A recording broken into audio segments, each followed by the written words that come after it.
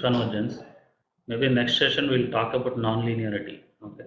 So then we have another 2 chapters remaining on this course.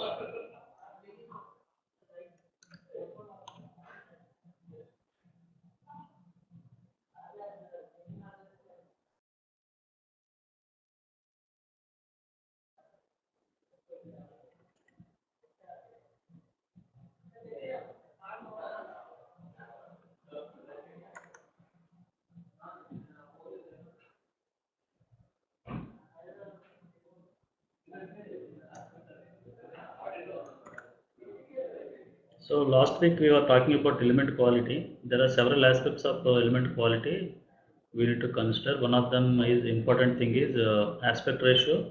So that we discussed last week. So then we discussed about parallel deviation. For quadrilateral elements, quad elements, best is 1. That is square is the best in aspect ratio, and we can go up to 20. 20 is a warning limit. So beyond 20 we'll get error. Similarly for triangle we'll check based on angles. So all 3 angles they are equal, then it will be 1. So here like if you see equilateral triangle, we'll get aspect ratio 1, and this is a warning shape, aspect ratio related warning 20. And also we discussed about parallel deviation. In parallel deviation, so up to 100 we'll get warning. So behind 100 we'll get error elements.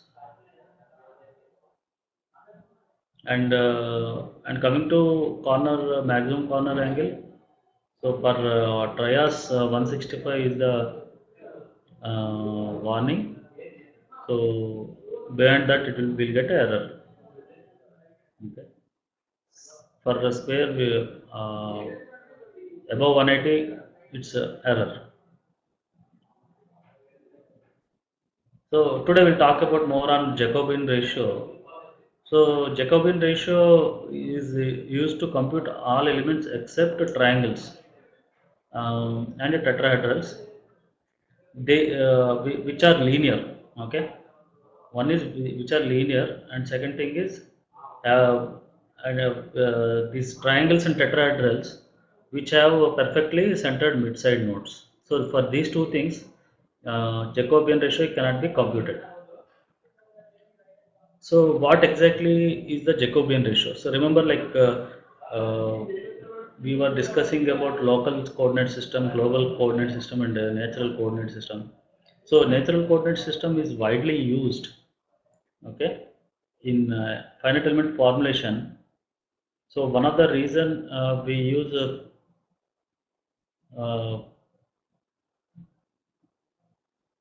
a natural coordinate system is so for ease in computing. Okay, so the softwares used FEM, they always use natural coordinate system.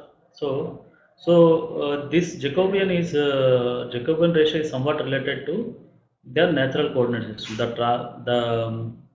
Uh, the relation between global coordinate system and natural coordinate system, there exists a transition. So it basically the mapping between natural coordinate system and global coordinate system, uh, we usually call it as a J.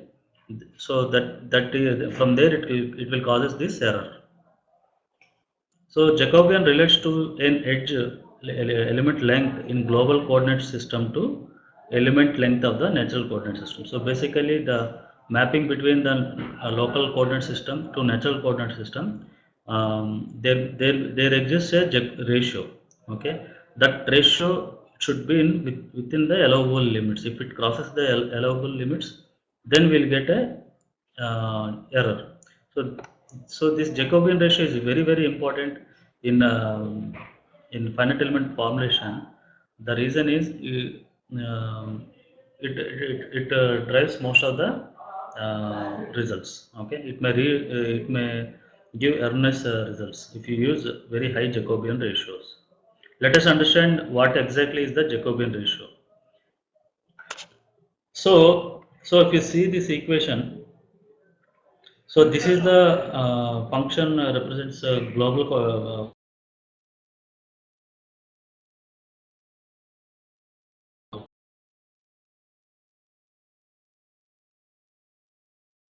global and DSR depends upon natural coordinate system. Natural coordinate system starts from -1 to 1.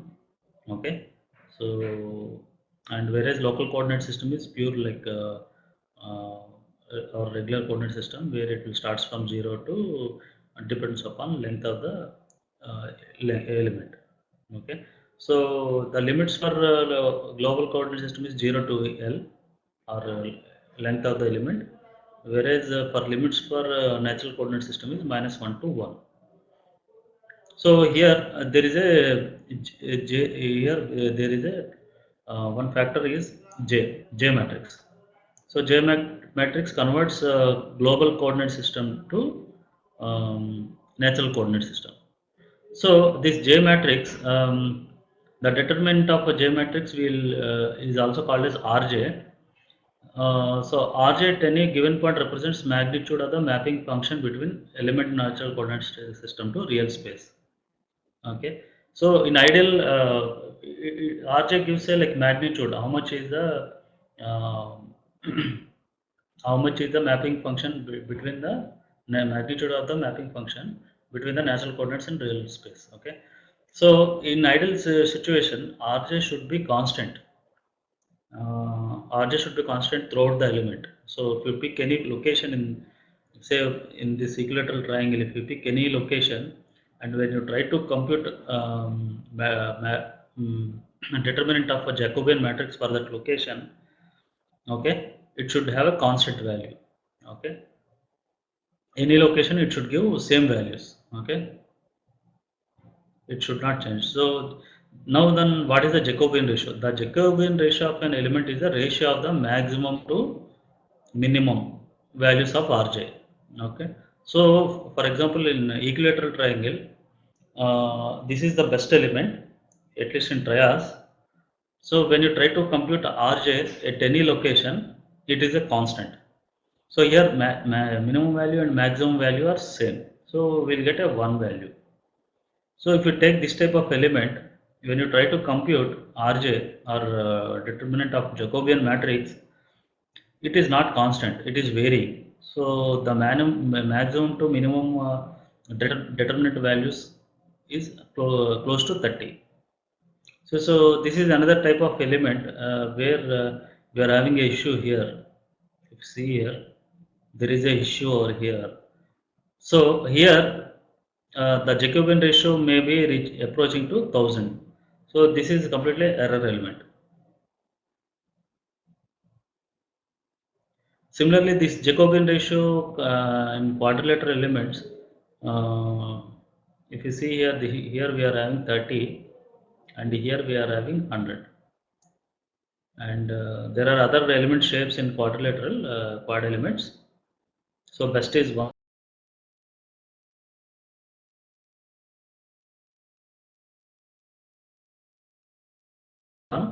This is the warning and this is the error. It's almost this node is in line with the other two nodes. So that is on Jacobian factor. So that Jacobian ratio is very much important in calculations. Generally, we try to avoid even warning elements related to Jacobian ratio. So it is highly recommended that we should avoid warning as well as error elements. Anyway, error elements won't be found in most of the software elements. So only few softwares only they will allow. Or if you can uncheck some of the options, it will also generate. Select some of the things, it can generate the error elements. So default, it won't generate any error elements. So next comes warping factor. Warping factor is computed and tested for some quadrilateral shell elements and quadrilateral faces of bricks, wedges and pyramids. A high factor indicate a condition that underlying element formation cannot handle well or simply hint that mesh generation flaw. So it should not have a high factor. Quadrilateral elements warping factor is computed from its corner node positions and other available data. So here how warping factor will be calculated. In general, how it will be calculated. So for example, if you take this quadrilateral element, so here the average element normal will be computed. So based on this normal, it will form a normal plane. So if you see this arrow, this is the normal, average normal from all these corner nodes. So based on this average normal, so we will get a we can there will be like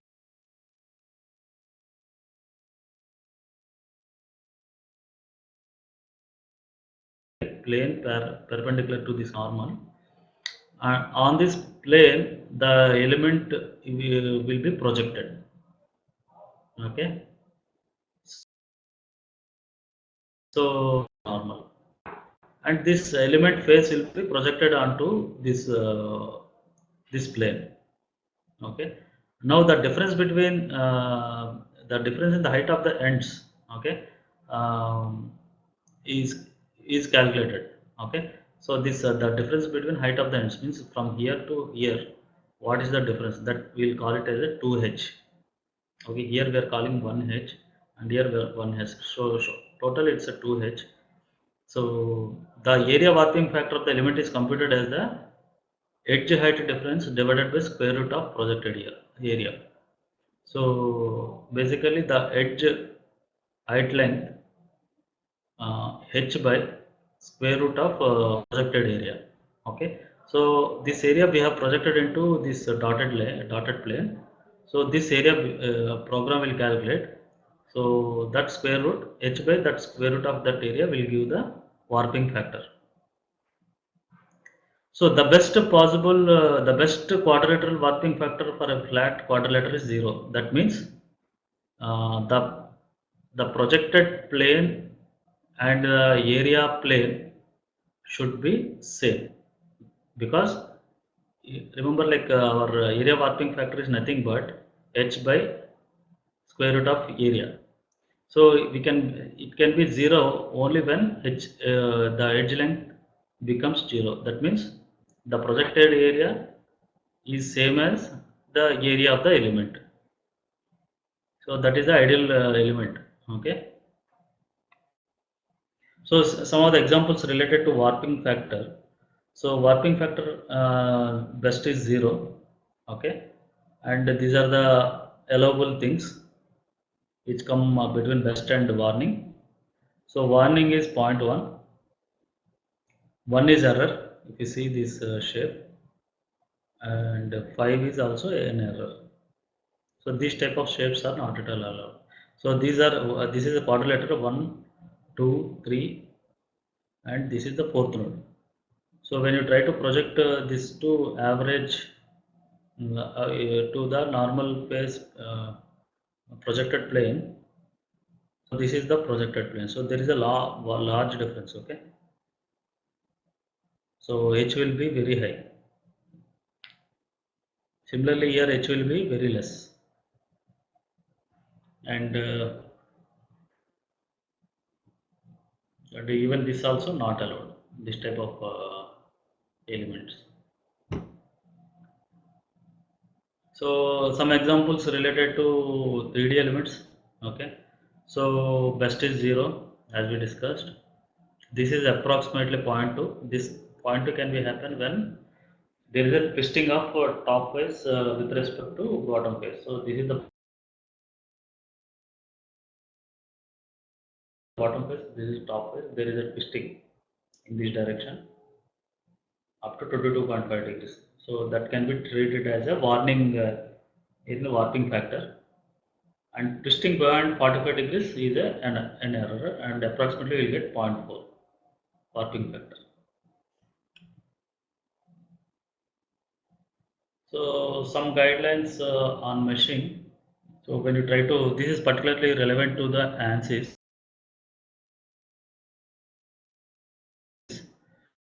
So first you need to mesh the area. So we need to identify which area we can do the mesh. So here I have selected this area and I meshed, okay, with quad elements. Then I use sweep option and sweep along this length. So this cross section mesh is repeated and flowed along this length. So this is one method. This of sweeping mesh will be carried out. Suppose if I want to do, this is not a mapped mesh. This is like a free mesh area. Okay. So maybe sometimes we have a requirement to have only map mesh. Map mesh is all areas like I should have same divisions, opposite sides. Okay. So this is the map mesh, we'll call it as. So we map mesh this area and sweep the mesh along the line. So this is another technique using for putting quadrilateral elements. So in Access meshing, 3D meshing, hex meshing with brick elements is not a easy thing. The important thing before doing meshing is you need to ensure that you make proper splits in the model. Okay. So without splittings, okay, you cannot do. So some other things, complicated things are associated with the geometry, which we need to separate and so that mesh will flow smoothly. Okay. Whereas if you want to mesh complete tet elements, you have to mesh the complete area. So same example, if I want to mesh the tet elements, so what I need to do is I need to mesh all the surfaces using 6 noded triad. Okay, not 3 noded triad. We need to mesh with the 6 noded triad. Then fill the mesh with the 10 noded triad. Okay, we use free mesh option in ANSYS. So that's all on error elements. Or if you have any questions, let me know on this topic. Otherwise, I'll switch on to other topic. Yeah, I'll talk on mesh convergence.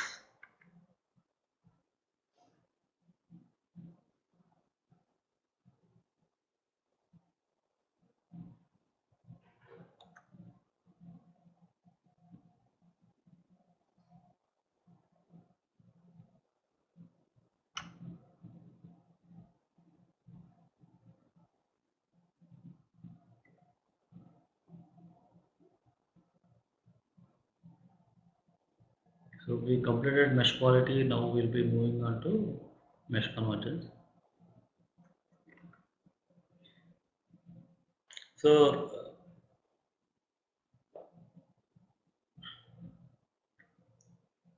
whenever we do finite element analysis, so one question always pops in our mind: what is the accuracy of the solution? One is, so there are several things. Okay, one is like even though if you simulate actual physics in the finite element model, one of the important question lingering is whether the obtained solution is accurate or how much accuracy is the solution with respect to the real solution.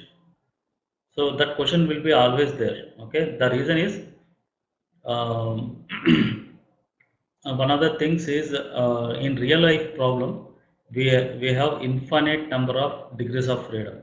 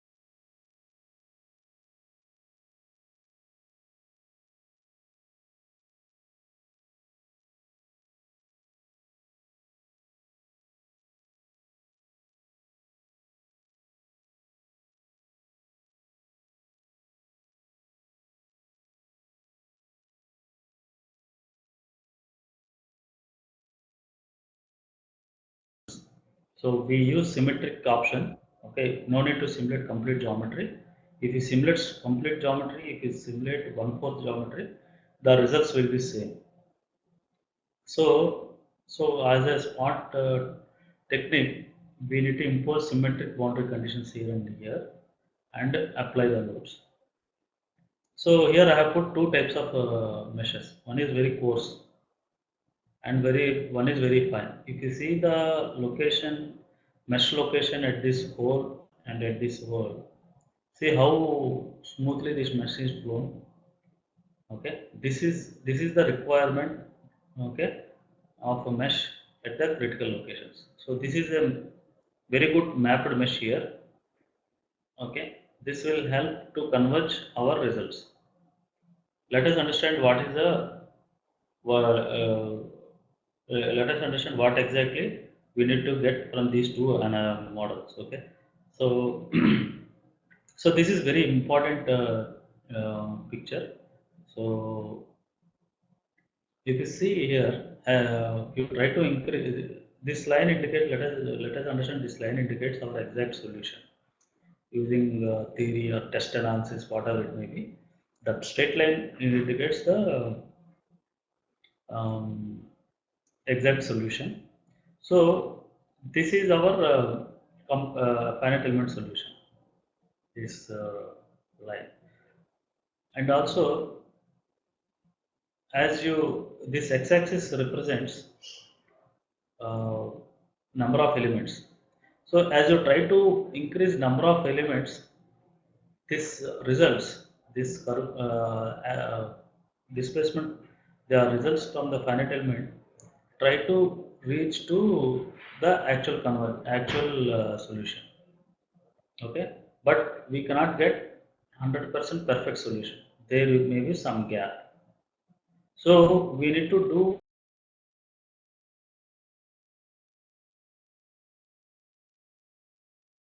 analysis such a way that the error between actual solution to the finite element solution should be minimized. Let us understand what is the mesh convergence more on. So in finite elements analysis, solution accuracy is judged in terms of convergence as element mesh is refined. Okay. So basically, what we'll do, like we don't know like how much of elements required to get to achieve mesh convergence. So what we'll do, we'll as a once you complete the analysis and when you review the post processing, you need to also do the error estimation. Okay, how much error in the elements. Okay, for this mesh. Then this will give some guidance to us whether to revise the mesh or we can keep the same mesh. Okay, so when you try to refine this mesh, we can use two techniques here. One is H method, another is P method.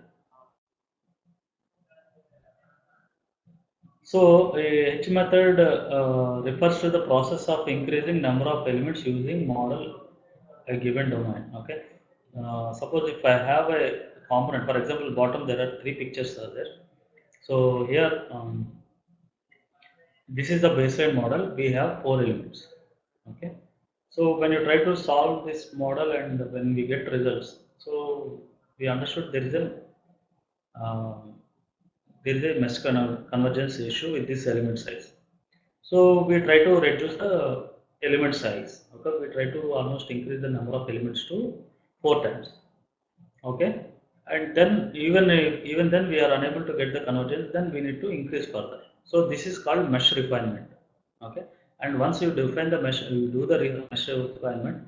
Every time you need to go back and do the analysis, and you need to check the results whether they are achieving the convergence or not. Okay, so mesh refinement will be carried out with additional elements in with smaller size in model. Sometimes uniform refinement is done where the original element size. More often refinement is non-uniform. So the best example is here. So one is you can refine the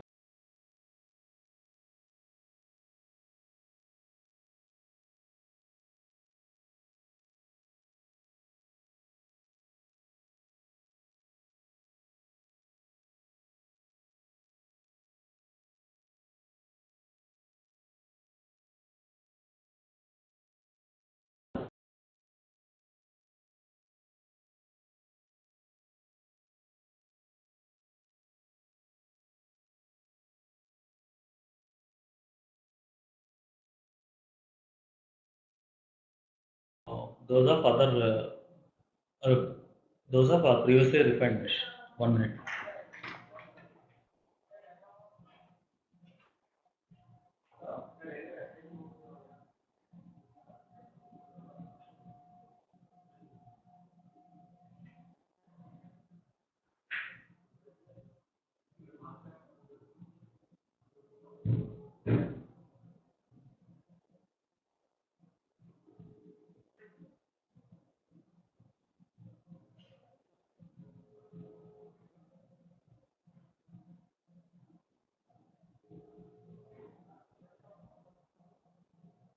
Results from one mesh compared closely to the previously refined mesh. Just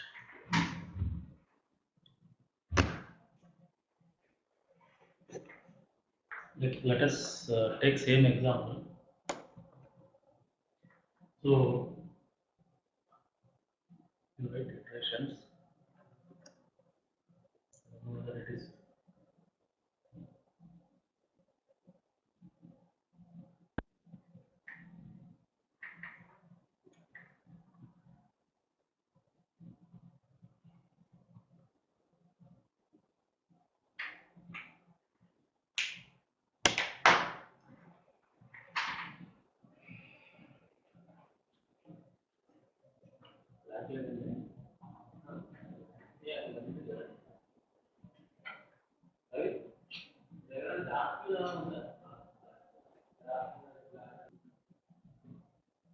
elements. So first I put 4 elements.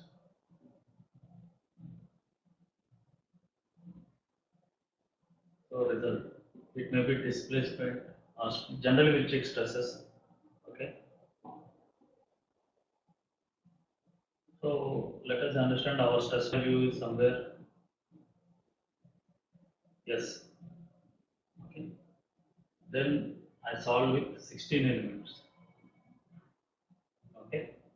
Then stress value S plus delta X. Okay. Next I solve with 64. Then S plus delta X1. Okay. Next 128 S plus delta X2. Okay.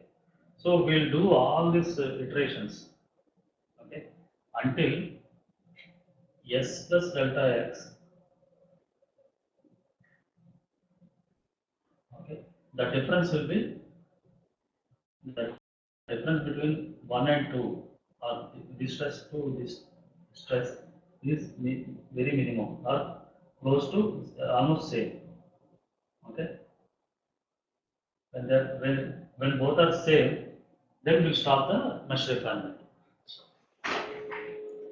Okay. So these iterations will be carrying on throughout, okay, until these stress values will be same. Previous current iteration to previous iteration.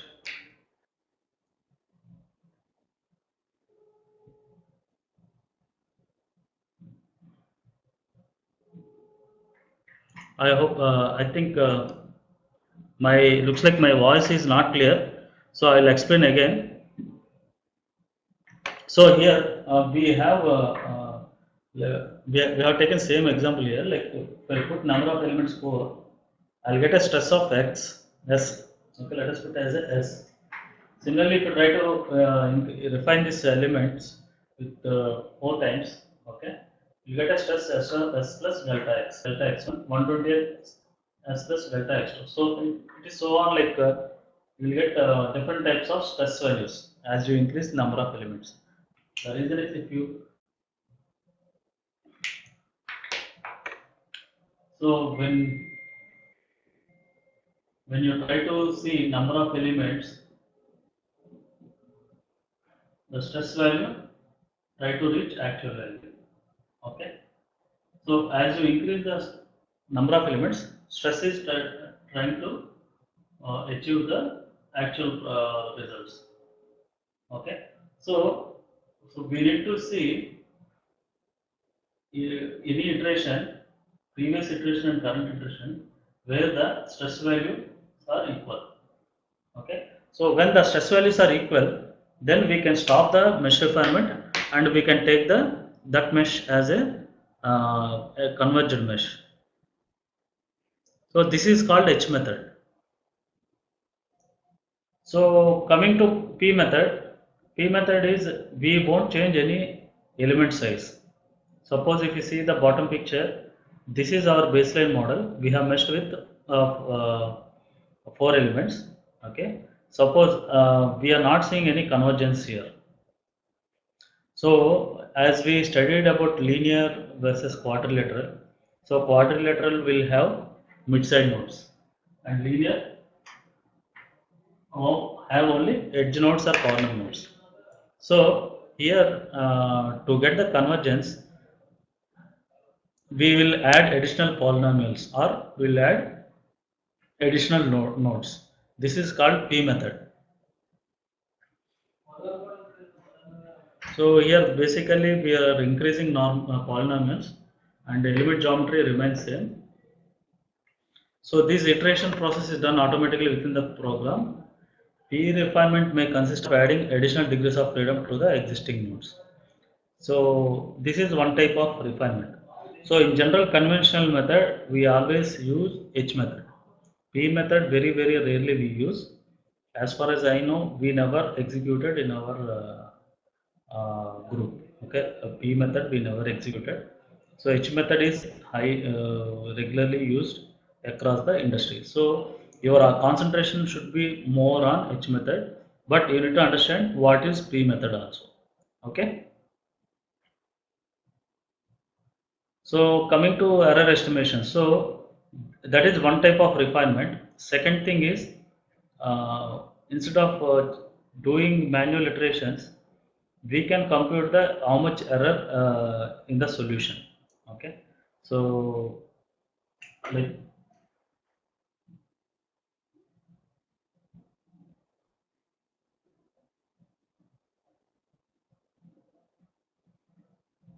so this is iteration one, iteration two, iteration three. Okay,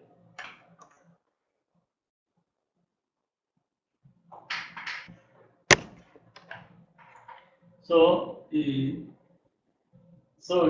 is our FPR result actual.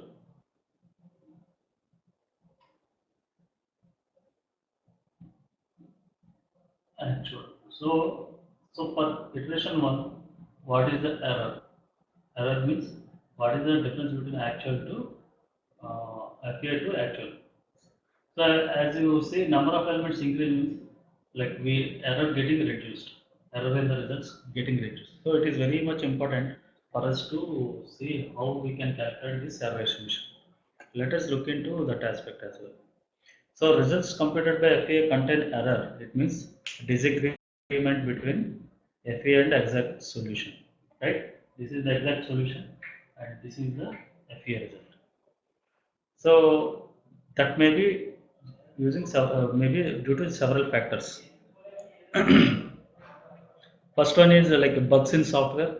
So generally a bugs may halt the execution or it will allow the execution and create inaccurate results. So we most of the times a bug will halt the execution. There is no doubt, but sometimes it will allow the execution. So even like right now, ANSYS is almost close to 17. Even now, while working on several projects, we still found some bugs in the ANSYS software, and we in turn report to the ANSYS people, and they will work on the improvements in the upcoming versions. So users are always free to give their um, opinion on the bugs in the software.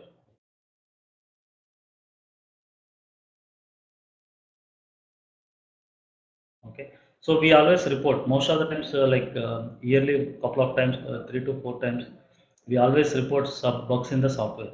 Okay, so that is one thing, bugs in the software.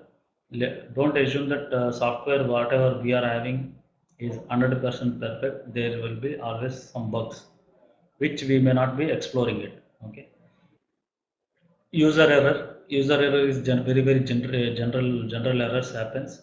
That means there are a lot of things starting from modeling to analysis. User can make a lot of mistakes like uh, connectivity, wrong loads, everything are related to user. Okay, means user may not be simulating the mathematical finite element model to the exact model. Okay, that is one thing.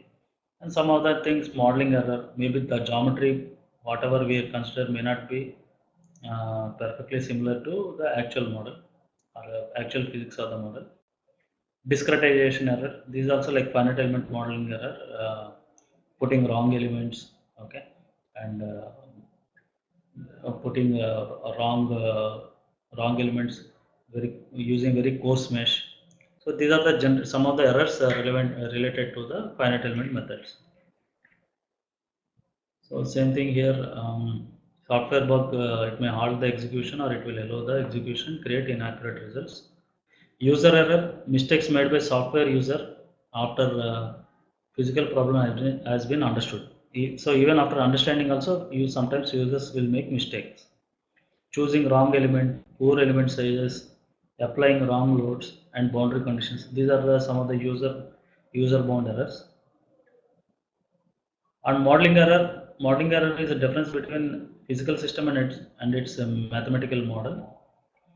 So the main thing is FE model is a simplified mathematical model and modeling with accepted mathematical formulation. We also sometimes we also omit finer details. Okay. So which not be required for the analysis.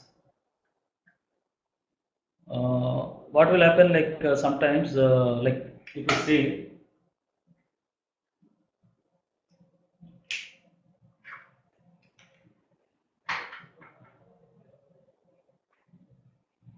see, let us take one simple bracket. I think we already seen these results, and if you want to solve this model, so when you try to pull this one, this model will try to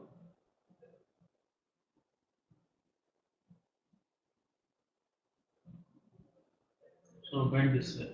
So resulting some stresses here. So when there is a fillet here, we need to capture the fillet.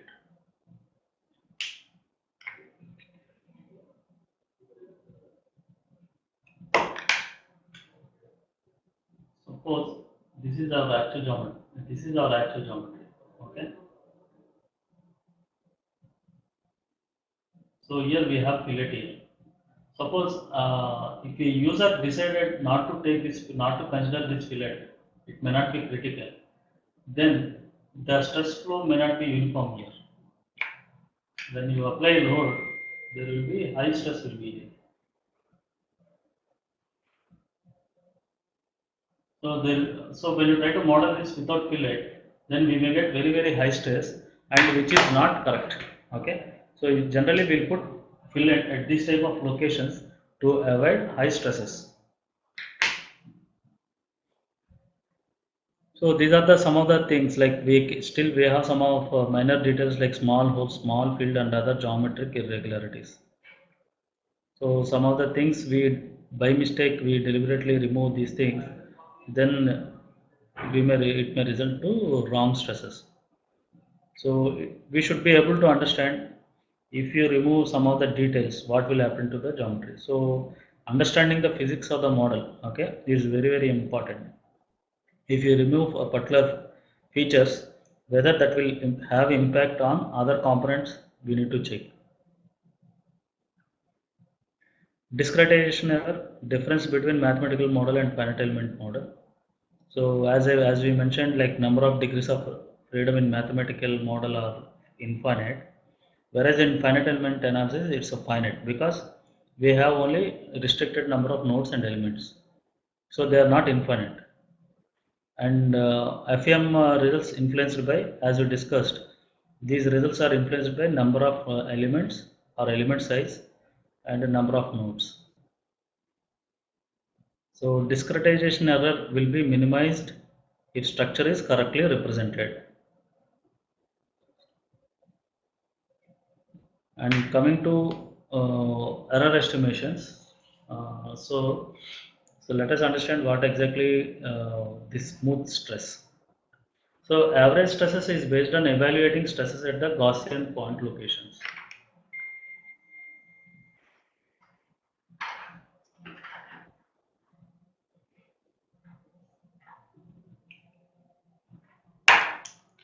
Let us take simple example.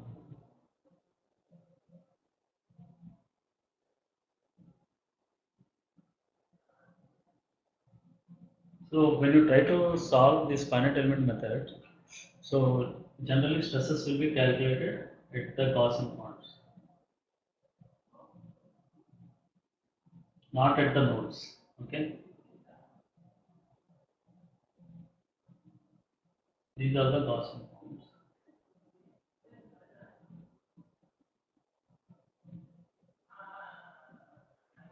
Okay, stresses will be calculated. Um, 1 minute.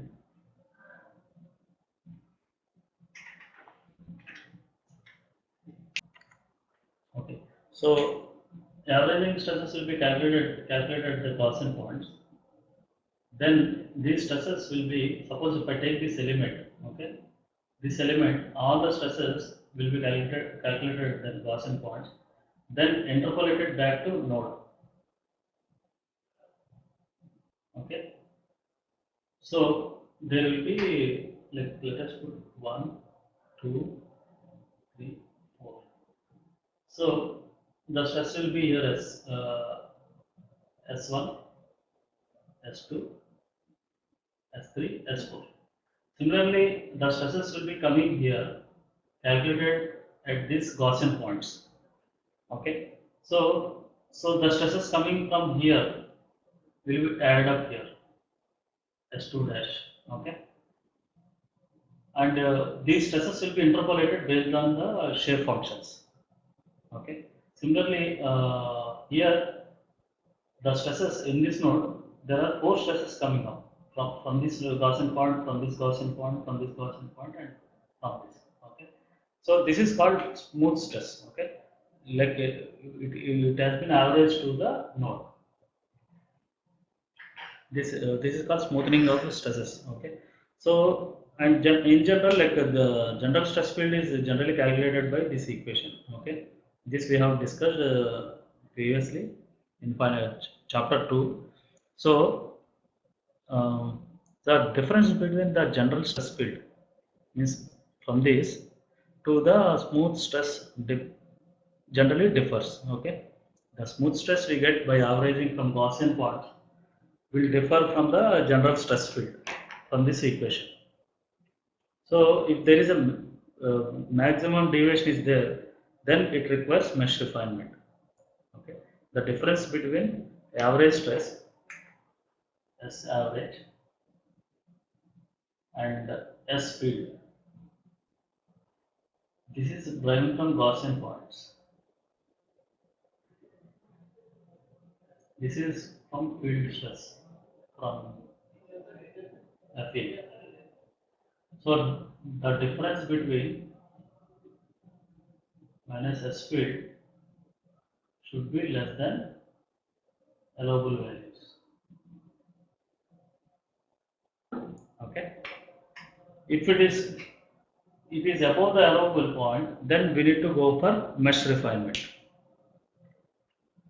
So let us understand how we can compute the error estimation. So the first equation is related to the strain energy related to the stress field.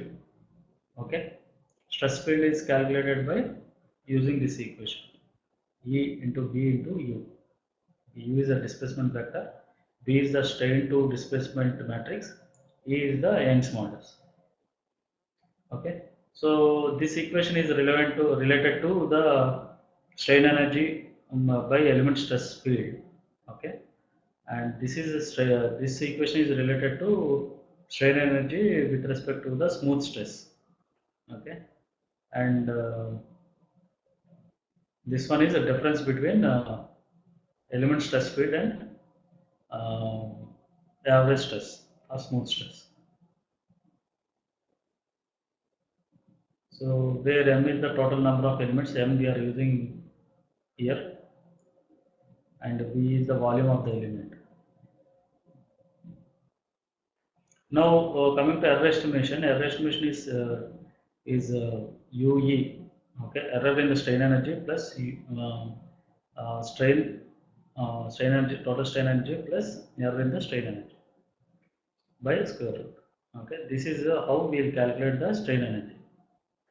So this error, if it is less than 5%, okay, then we can assume that a finite element solution is converged to the actual values. Okay. Now let us look into the small example how this mesh convergence can be achieved. So any questions so far on this convergence, mesh convergence?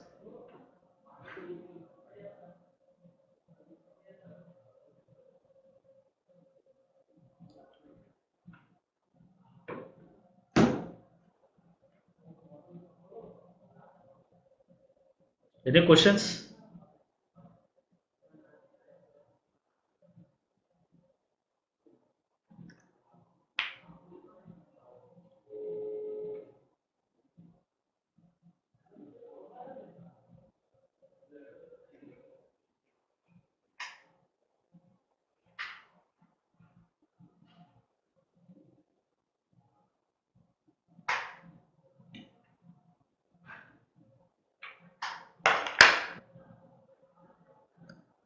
Okay, let us move forward. So let us take small example. So this is taken simple cantilever with a hole. Okay, I applied a force here. These are the dimensions and the exponents and Poisson's ratio we have applied. So here what we did is like we put a brush size of 7 mm with number of elements close to around 1000, and we got some deflections here, 4 mm of deflection. Okay. Now what we did is like we try to calculate the error estimation.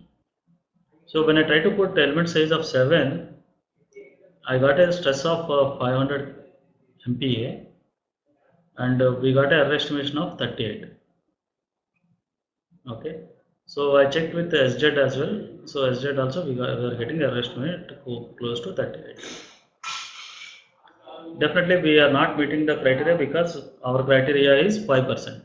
Okay. Then what we did is like we are at 1000 number of elements 1000, right? We try to increase number of elements. So even then we are getting 32. Okay. 32 error estimation, and stress has been slightly increased. Then we try to increase number of elements almost double, more than double. Then even then error estimation is not came down. Still it is 28, and maximum S1 is slightly increased. So we are reducing element size for from 7. Okay.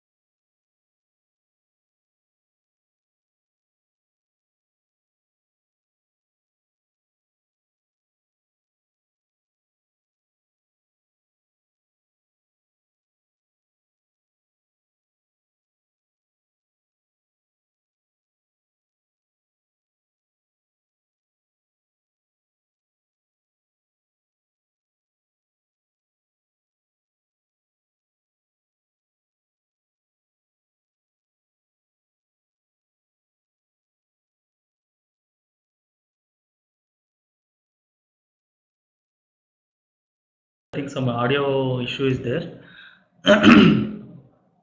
So let us start with 8 node. So 8 node is quad element with mid-side nodes. So we started with the 3 element size 3, and we observed we got an error estimate of 6.4 or 6.5. Then element size is reduced further to 2, and we got 3.4.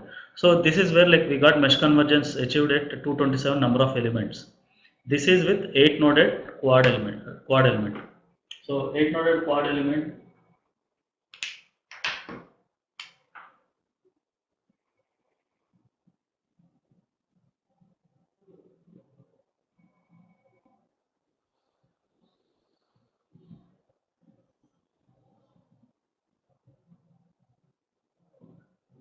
So 8 noded quad element and 4 noded quad element. Okay. So the convergence we achieved is element size 2.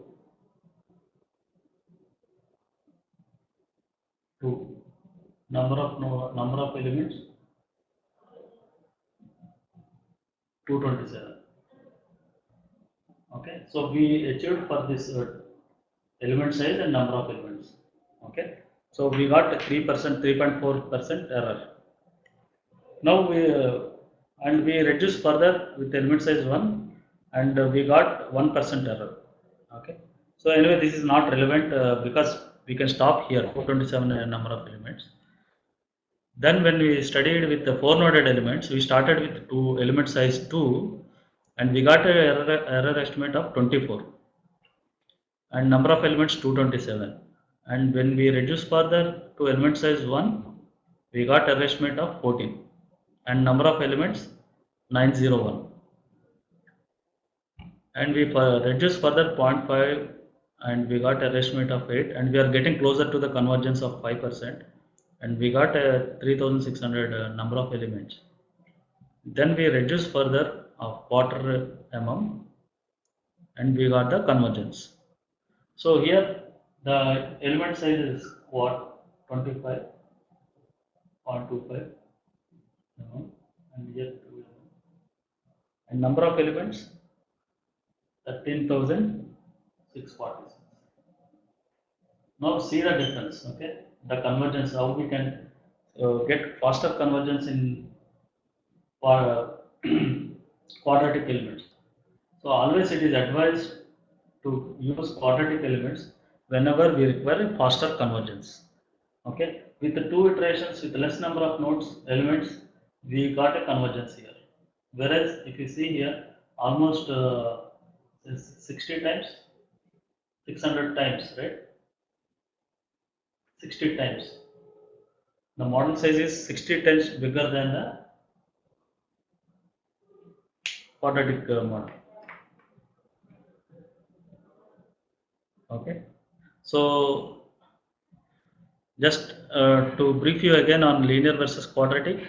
So this is the, let us understand, this is the actual values.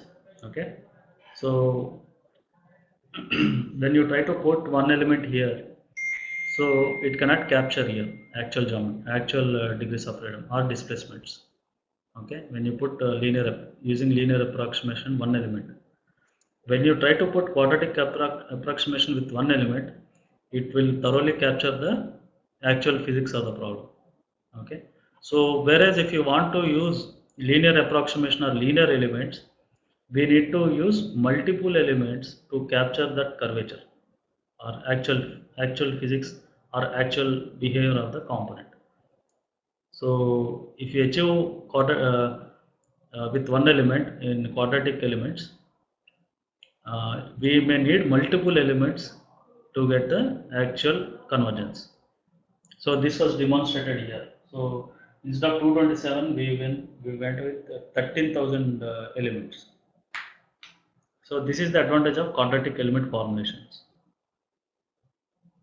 So same thing is summarized here. So with quarter inch element size, we are able to achieve the 4.6 error estimate. using word downloaded.